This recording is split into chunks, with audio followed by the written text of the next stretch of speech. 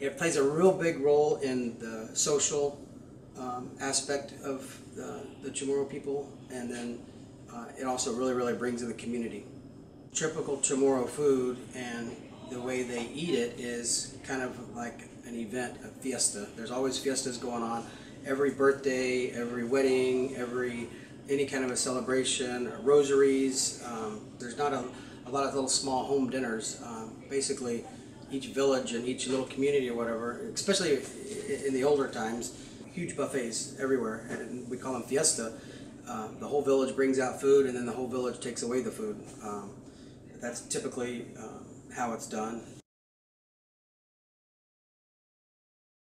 If it's not at a fiesta, it's going to be just a couple of smaller dishes or whatever, but a fiesta is going to have a little bit of everything.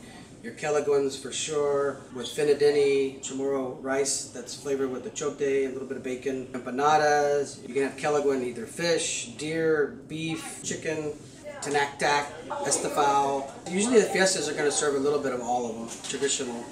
Nowadays, of course, you'll start to see some of the Western stuff on it too, but a lot of it is, got the spam and other thing going on with it. But years ago, everybody lived off the land. They grew everything, and then that all kind of changed when society kind of came in, and the Western influences, the Japanese influences, and all that.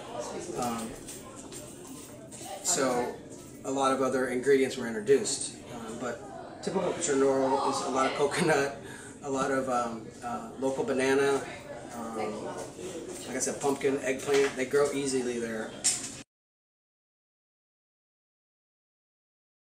Back in the day, everybody used to eat only Chamorro food.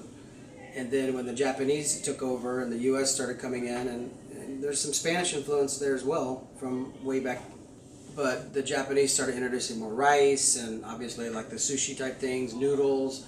And then when the U.S. came and took back over, the military really started importing everything. All their fruits and vegetables and beef, and so a lot of the farming kind of went away because of that, and a lot of the, raising of livestock, chickens and pigs or whatever, kind of went away as well.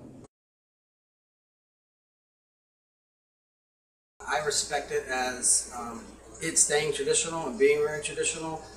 People carrying on that same kind of family recipes that they've had for years and years and years, or their village recipes, basically.